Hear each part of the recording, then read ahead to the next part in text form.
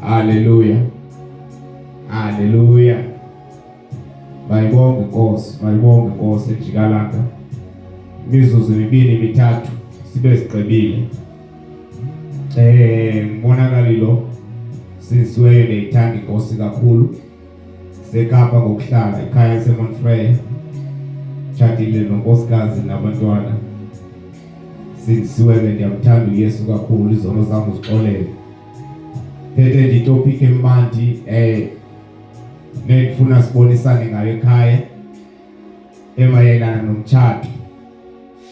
Utshatile awutshatanga, kodwa ngiyaqinisekisa khona uzakuvuna namhlanje apha, ngoba nokutshatile khona into ozifisayo, nokungatshatanga ngenye imini nawe uzawungena emtshatweni. Haleluya.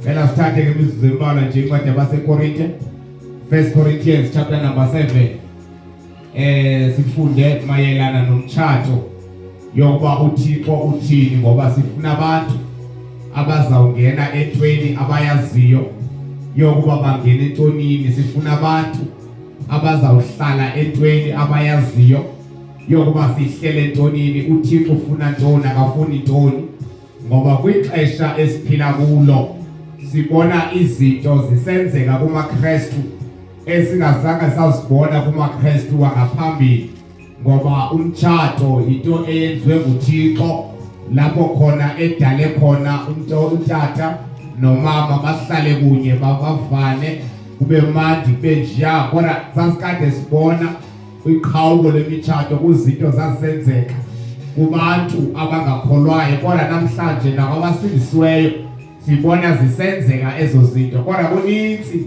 uThixo akakuthethileyo ezwini lakhe mayelana nomtshato. Now ndifuna sithathe le ncwadi yabaseKorinte sifunde yona, then before sibe siyofunda incwadi eNtshumayeli chapter number 4. Sawufunda nje kambalwa sibe sesiyacaciselana, sibe sesiyathandaza, sibe sithi enkosi ukuba nobani ahlale entweni akayaziyo, uba ihlele entonini, anqwenele into akayaziyo yokuba unqwenela ntoni na, ngoba ayipheleli nje ekubeni nomsesana, akupheleli nje yokuba kunxithi lokho amhlophe, akupheleli nje yokuba kuhanjwe ngesuti kufakwa namaredi, kodwa kuyadlula apho kufike kwi-level lapho khona kufike kuhlaliwe kuphilwe phakathi emtshatweni. Lapho ke khona abantu bonakala khona apho bepasa khona nabanye befeyila khona. Asifunde izwi lenkosi namhlanje sicebisa incwadi yabaseKorinte chapter number 7, siqale nje phaa kuverse number 8. Cela ufunde mabihloko sizothandaza. Isihloko sifunde ngolhlobo. Yes. Ingxaki ezimalunga nomtshato. Lithi izwi lenkosi ingxaki ezimayelana nomtshato. Baba ebusuku Nkosi size sincede, size imitshato, siza Nkosi odadewethu abantakwethu benqwenela umtshato. Kodwa Nkosi izwi lakho namhlanje lizolumkisa. Thixo wethu namandla siyabulela ngoba lona libulumko lento yonke esiyidingayo. Sithi ihloko ingxaki ezimayelana nomtshato. Yes, funda mabihloko futhi. Ingxaki ezimalunga nomtshato. Ingxaki ezimalunga nomtshato. Now izwi likaThixo ke alixoki. Izwi likaThixo liyinto yonke. Izwi likaThixo libona lisisiprofeto, libona izinto lapho khona thina singaziboniyo. Now lithetha ngomtshato, lithi kukho ingxaki ezibakhona phakathi emtshatweni. Hallelujah. Now masifunde uverse number 8. Yes. Verse 8. Ke kwabangatshatanga nabahlolokazi ndithi kubalungele ukuba bahlale njengam. Kodwa ke ukuba abanakuzibamba mabatshate, kuba kulungile ukutshata nokutshiseka. Masifunde kule yesilungu. Lithi izwi lenkosi safunda nje kwabangatshatanga. Ayi Nkosi yami. Naku umyalezo kwabangatshatanga. Naku umyalezo kubahlolokazi. Lithi izwi lenkosi ke ndiyabacebisa ayi Nkosi yami ndiyabacebisa sengase nje bangavele bahlale njengamlo uthi uPawulos uthi sendibacebisa ingathi bangahlala bengatshatanga njengam ngoba kunezinto akazibonileyo kunezinto akazabhulelwe kuThixo. Funda verse number 8. Ke kwabangatshatanga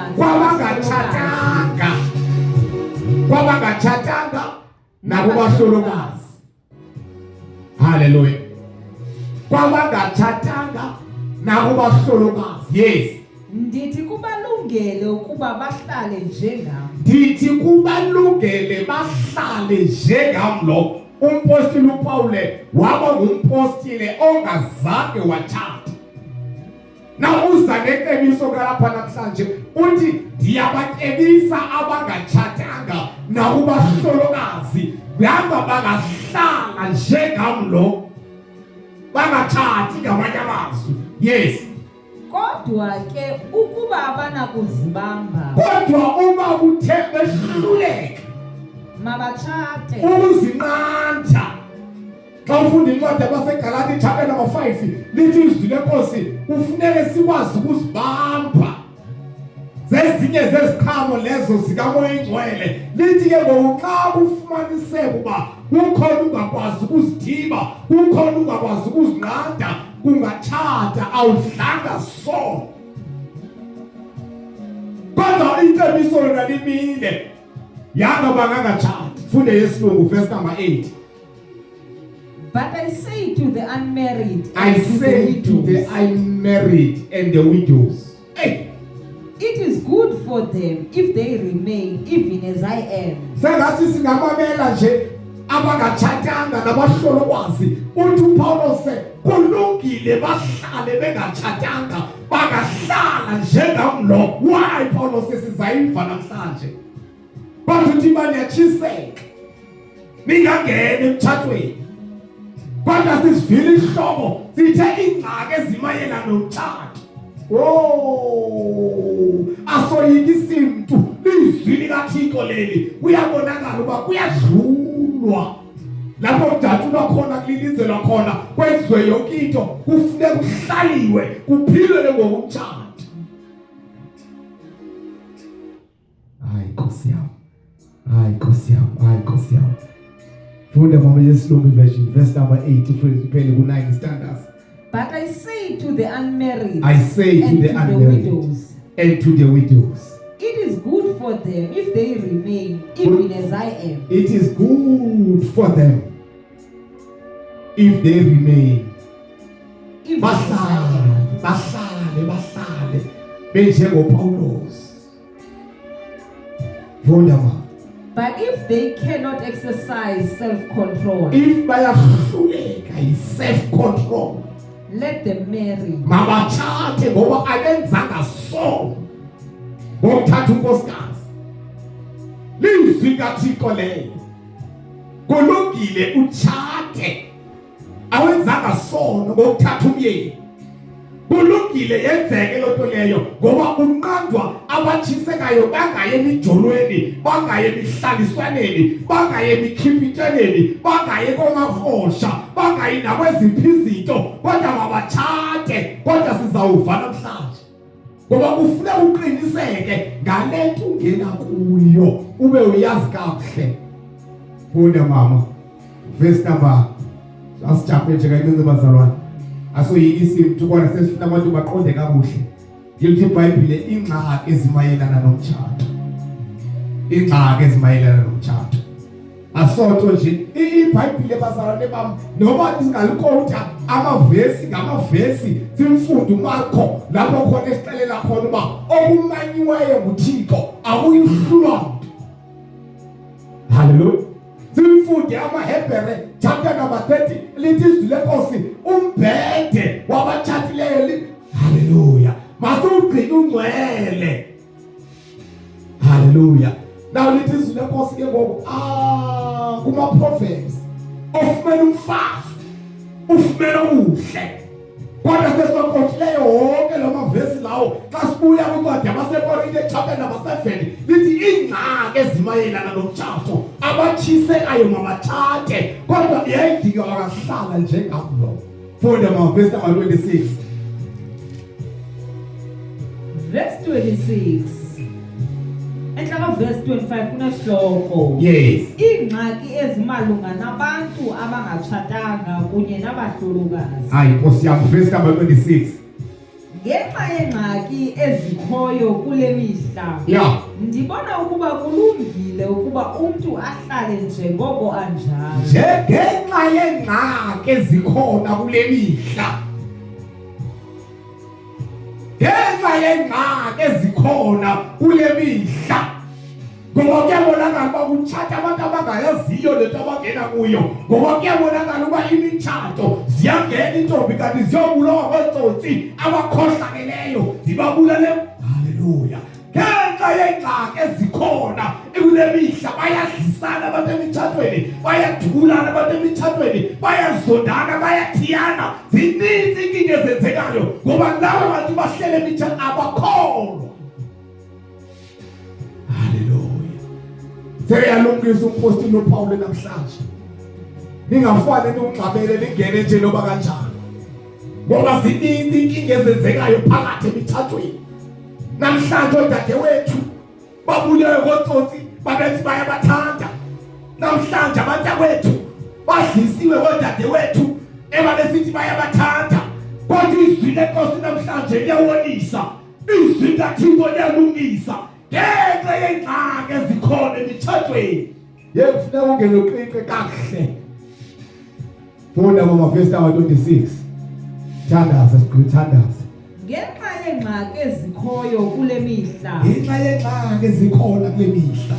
Yes. Ndibona ukuba kulungile ukuba umuntu ahlale njengoko anjalo. Ndibona kulungile ukuba umuntu ahlale njengoba enjalo. Ayi. Manje ayibona intombi happy ihlalele nje ina stress zakubethwa mfu. Kunabantu ababethwayo bathekwayo bezokubi emitshatweni. Bebethwa ngabantu bethe bayabathanda. Kunabantu abakhohlakelelwe ngabantu bebethe bayabathanda. Kunabantu abacetela amayelekenke anzima namhlanje ngabantu bebethe bayabathanda. Kunabantu abafaka abantu ku-insurances namhlanje sebebona ukuba ngababulala bazofumana ezo mali. Namhlanje izwi likaThixo liyasikhomisa lithi phethephethe uhlale njengoba unjalo kunobusifake engcabini. Haleluya. Bantu baniyachiseka chatana. Kodwa izwi likaThixo lemile lona lingunaphakade. Ngenxa yenkinga ezikhona emitshatweni. Kunabantwana abantu abalali balile umini nobusuku bakhathazwa ngamadoda ayethe ayabathanda. Kunabantwana babantu abashiywe ezindlini ngamakhostasi babe bayokwenza imikhwa ngaphandle babethe bayabathanda. Emitshatweni ufihlelana imali, ufihlelana yonke into, kuplenelwa izinto ezimbi ngabantu bebethe bayathandana. Kunemibenxa yezinto ezimbi ezenzeka kule mihla. Sengabantu bangahlala njengoba benjalo. Sengabantu bangahlala njengoba benjalo. Xa into unkosikazi ufuna kwifamily yakhe, umyeni uyalwa, umhlukanisa nefamily yakhe, uba ufuna besisigqila sakhe, sokuhlala lapha, sokummetha angawuya nefamily yakhe. Kodwa izwi leNkosi limile lingunaphakade lithi indoda yawunqaba ifamily yayo inamathele umkakhe. Haleluya. Nawo kunamadoda namhlanje angamalolo ahlukana nefamily zabo, ehlukaniswa ngabantu abethe bayabathanda. Kunamadoda namhlanje angasazazi ifamily zabo, ehlukaniswa ngabantu abathathe nabo ngenxa yengxaki zale mihla ezenzeka emitshatweni. Sengawahlala njengoba unjalo dadewethu, songahlala njengoba unjalo mntakwethu, ukhale kuThixo akuprovide. Haleluya. Haleluya. Ngenxa yengxaki ezikhona namhlanje, ngenxa yengxaki ezikhona kule mihla, senganingahlala njengoba ninjalo. Qhubeleka verse 27. Sesiyathandaza sesigqibile. Ukuba unomfazi musa ukufuna ukwahlukana naye. Ukuba unomfazi musa ukufuna ukwahlukana naye.